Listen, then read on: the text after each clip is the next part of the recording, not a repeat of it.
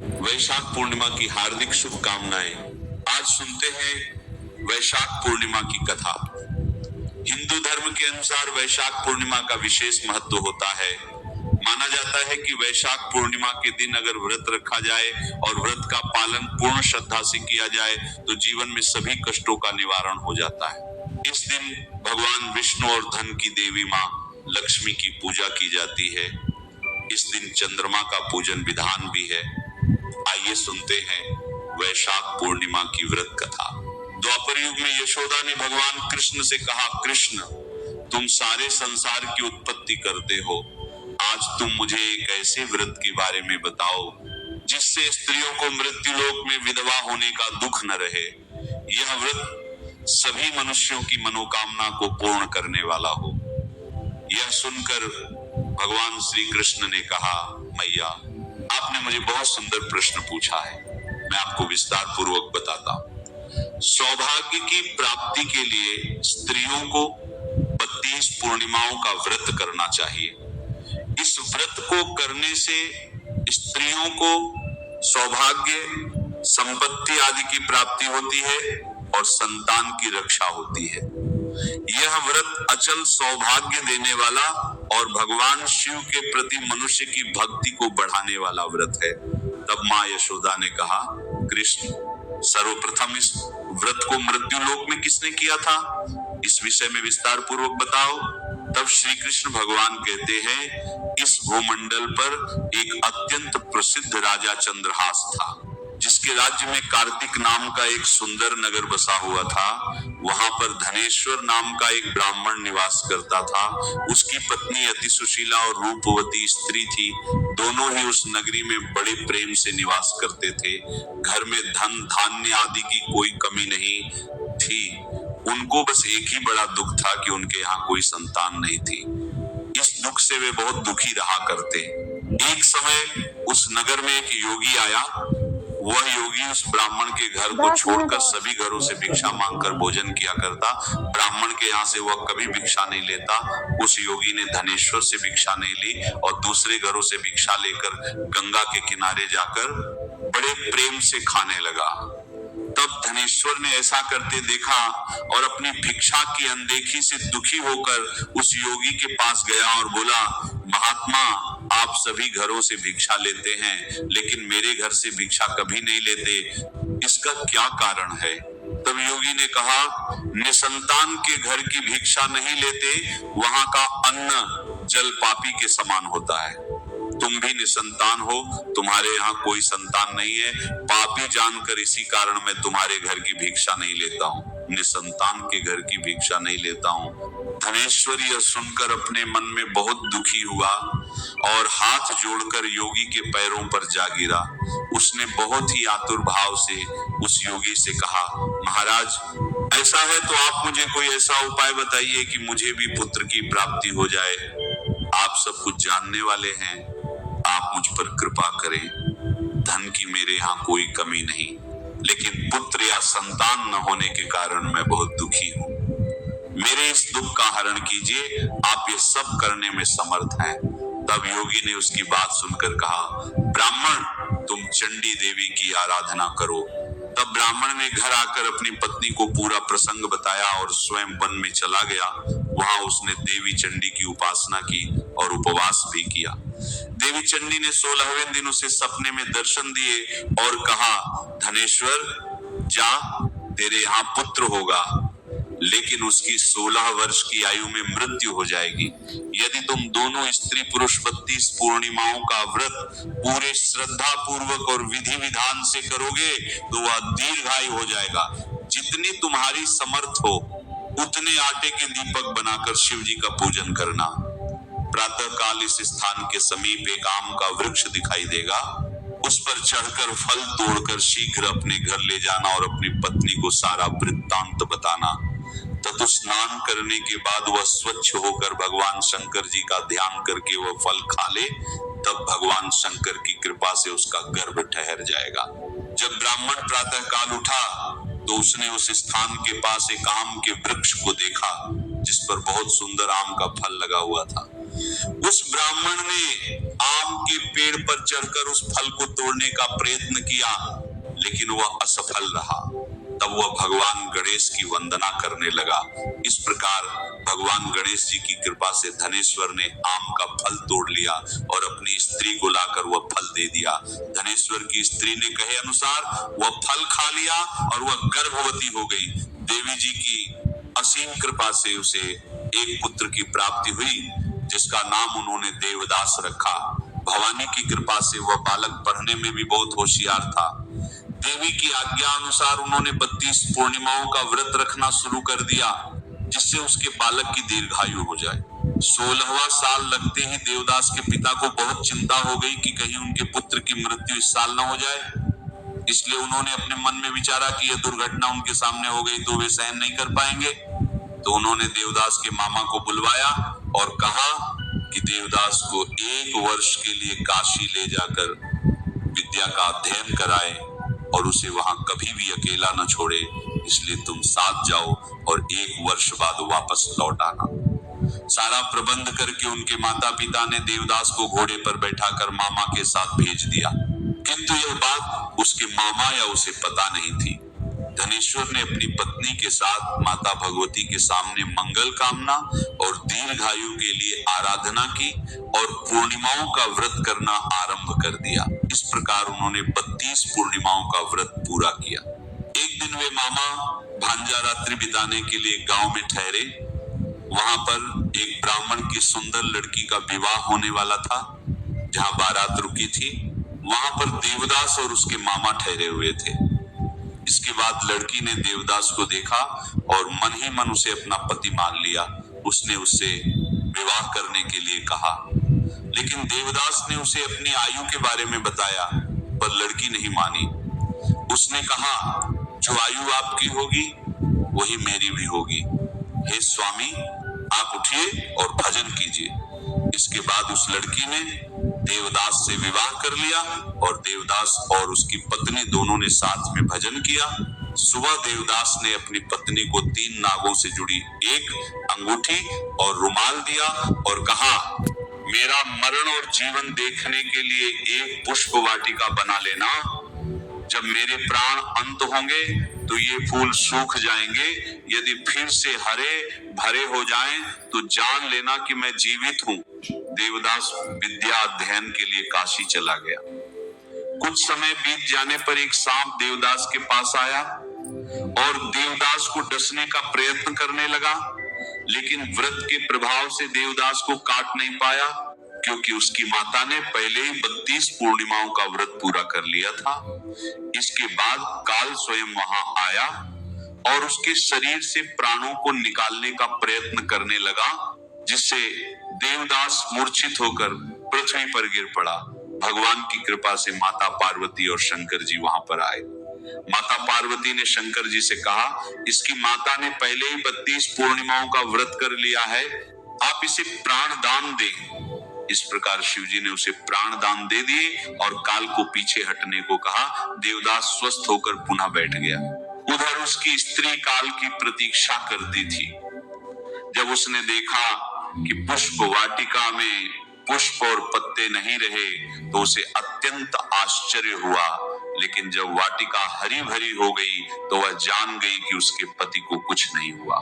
यह देखकर वह मन में बहुत प्रसन्न हुई और उसने अपने पिता से कहा, पिताजी, मेरे पति अभी भी जीवित हैं, आप उन्हें ढूंढिए।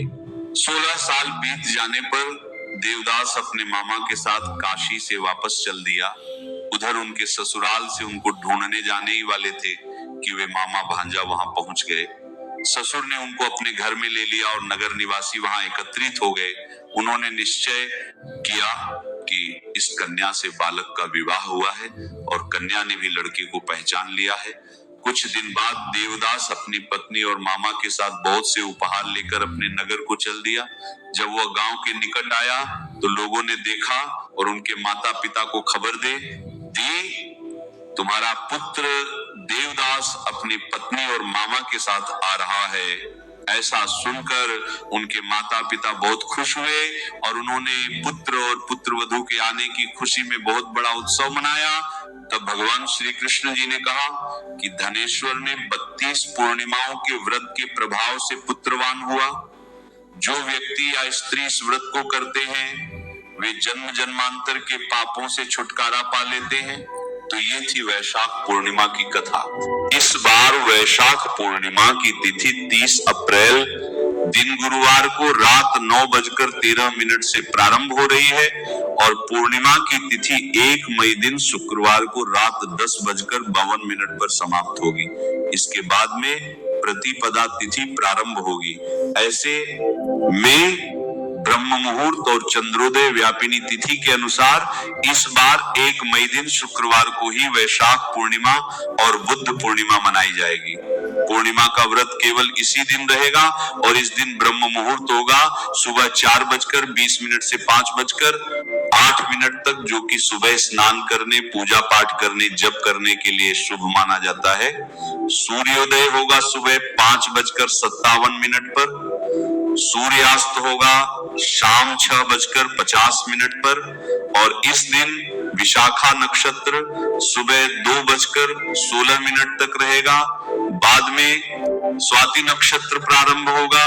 सिद्धि योग रात 9:13 तक रहेगा। इसके बाद में व्यतिपात योग प्रारंभ होगा। राहु काल सुबह 10:30 से दोपहर 12 बजे तक रहेगा।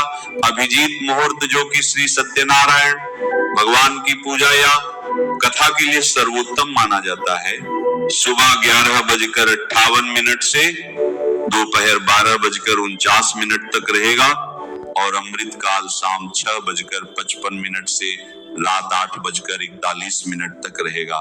पूर्णिमा तिथि के दिन चंद्रोदय होगा शाम 6:44 पर। तो इस समय के बाद से आप देवता को अर्घ्य देकर पूर्णिमा का व्रत खोल सकते हैं। भद्रा काल, जो कि इस बार 30 अप्रैल दिन गुरुवार को रात 9:01 से प्रारंभ हो रहा है और भद्रा काल की समाप्ति 1 मई दिन शुक्रवार को सुबह 10 बजे होगी। भद्रा का वास पाताल लोक में रहेगा, जिस कारण से यह भद्रा इस बार पृथ्वी लोक पर अशुभ नहीं होगी। पूजा पाठ संबंधी या अन्य जो भी कार्य आप इस दौरान करना चाहते हैं वह भद्रा काल में भी कर सकते हैं, क्योंकि जब भद्रा का वास मृत्यु लोक यानी पृथ्वी लोक में होता है तभी वह पृथ्वी लोक में अशुभ मानी जाती है, कार्यों में विघ्न डालने वाली मानी जाती है। पूर्णिमा तिथि पूरे महीने में सबसे पवित्र दिनों में से एक मानी जाती है, इसलिए इस दिन तामसिक चीजों का सेवन नहीं करना चाहिए और इस दिन अपने अपने आराध्य देवी देवताओं का पूजन करके अपनी सामर्थ्य के अनुसार दान दक्षिणा देनी चाहिए। तुलसी जी की पूजा, पीपल की पूजा इस दिन करने का विधान है और श्री सत्यनारायण भगवान की पूजा में इस दिन तुलसी के पत्ते रखकर सत्यनारायण भगवान को पंचामृत या फिर आटे को घी में भूनकर उसमें शक्कर मिलाकर भोग लगाएं और प्रसाद रूप में सभी लोगों में बांटें। तो ये कहते हैं महापापी ब्रह्मोक्तोसौ विष्णु सायुज्य मापन्यात् स्नानार्थम मास वैशाखे पाद मेकम चरित दधी। ब्रह्मांड के अंतर्गत जितने तीर्थ हैं हे राजन अम्बरीश, वे सब तीर्थ बाहर थोड़े ही वो सब जल में आ जाते हैं। जितने भी तीर्थ हैं वैशाख के महीने में ये सब जल में समाहित हो जाते हैं। यमराज की आज्ञा से लिखित पाप उस समय तक प्रकट रहते हैं जब तक व्यक्ति वैशाख मास में स्नान नहीं करता। हे राजन, तीर्थों के अधिष्ठाता संपूर्ण देवता वैशाख के महीने में जल के बाहर सूर्योदय से 6 घड़ी क्या कहते हैं कि सूर्य निकल करके आता है, उससे 6 घड़ी और पहले से सिगरे जितने भी तीर्थ हैं देवता हैं वो सब पानी के अंदर रहते हैं। दिन में फिर वो अपना अपना काम करते हैं। वैशाख के महीने में सूर्य भगवान के निकलने से पहले संपूर्ण जितने देवता हैं वो जल में ही वास करते हैं। यदि कोई वैशाख के महीने में किसी को जल पिला रहा है तो वह दान स्वरूप ईश्वर को किसी को दे रहा है। इसमें बहुत बड़ी महिमा जल के दान की बताई गई है। मैं कुछ श्लोक और भी हैं। तड़ागानाम च वक्ष्यामि कृतानाम ये गुणास्मृता त्रिश्लोके सर्वत्र पूजितो यस् तड़ागवान। जिसने कुआं बावली पोखरें खुदवाई हैं संपूर्ण धरती पर, संपूर्ण सृष्टि में, भैया उसका आदर होता है। कुकर्मा पुरुष भी यदि उसके द्वारा भी यदि जल का दान किया गया है तो परमात्मा उसका भी कल्याण कर देता है। यह महिमा है। मनुष्य, गंधर्व, पितर, नाग, राक्षस, स्थावर सब जलाशय का आश्रय लेकर के अपने जीवन का निर्वहन करते हैं। कभी मौका सौभाग्य मिले तो कुआं खुदवाना, तड़ाग सरोवर खुदवाना, पोखरें खुदवाना, कुछ नहीं तो जरूरतमंद जगहों पर समरसेबल बोरिंग लगवा देना। पितर प्रसन्न हो जाएंगे, अकाल मौतें नहीं होंगी, घर की स्त्रियां बांझ नहीं रहेंगी। ऐसा इस वैशाख महात्म्य में लिखा है, जो मैं आपको निवेदन करने के लिए मैं जा रहा हूँ। अत्र रात्रा अश्वमेधाभ्याम फलमाहुर मनुष्यणः। यदि ये कह दिया जाए कि वैशाख मास में जल का दान करने से 100 अश्वमेध यज्ञ करने का फल मिलता है, तो भी इसको आप अचंभित मत मानिए। तड़ाग के तट पर वृक्षारोपण का फल, जो सरोवर हैं वहां पर इस महीने में कोई पेड़ पौधे लगवाते हैं, उसकी भारी महिमा है। क्या लिखा है? अतईस तेषाम तो वृक्षाणाम रोपणई चौड़ाश्रणु अतीत नागतु चोबहु पितृवंशो महामुने। कहते हैं कि जो तड़ाग तट पर वृक्ष लगाते हैं सरोवर के किनारे, उसके पितर उद्धार को प्राप्त होते हैं। अतएव ऐसा वृक्षारोपण करें, लंबे समय तक वह वृक्ष वहां पर खड़े रहे। रोपित पौधा तो पुत्र पौत्र जैसे होते हैं। यह निसंदिग्ध मानो वृक्षारोपणकारी परलोक जाकर अक्षय स्थान को लाभ प्राप्त होता है। जो वृक्ष लगवाए हैं, पुष्प से देवलोक, पत्तों से पितृलोक और छाया से मृत्यु लोक कल्याणकारी होता है। अब विचार कीजिए, जो पेड़ लगाया गया है ना, उसके फूल से व्यक्ति देवलोक पहुंचता है, उसके पत्तों से व्यक्ति पितृलोक को प्राप्त होता है, पितरों को प्रसन्न करता है। अब मैं एक बात आपको कह दूं, इसमें जो हम देवताओं को फूल चढ़ाते हैं, इससे हमारे देवता प्रसन्न होते हैं और अंत में हमें देवलोक की प्राप्ति होती है। जो हम देवताओं को पत्ते चढ़ाते हैं, जैसे तुलसी पत्र चढ़ाया, जैसे बेल पत्र चढ़ाया, तो ऐसे ग्रंथ में लिखा है, इससे पितृलोक तृप्त होता है, उनको बड़ा आनंद होता है। वृक्ष की जो छाया मिलती है, इससे मृत्यु लोक दिव्य हो जाता है। इसलिए वृक्ष लगाना ये सबसे महत्वपूर्ण बताया गया। यह लोक तथा परलोक में रोपित वृक्षों को मानव के धर्म सूत्र से कहा गया है। जो इष्ट यज्ञ परायण है, यज्ञ से भी शायद उतना फल न मिल पावे जितना कि वृक्ष लगाने से फल की प्राप्ति होती है। जो सरोवरों के तीर पर वृक्ष लगाते हैं तथा जो सत्यवादी लोग, ये तीनों द्वजंत कभी भी स्वर्ग से अलग नहीं हो सकते।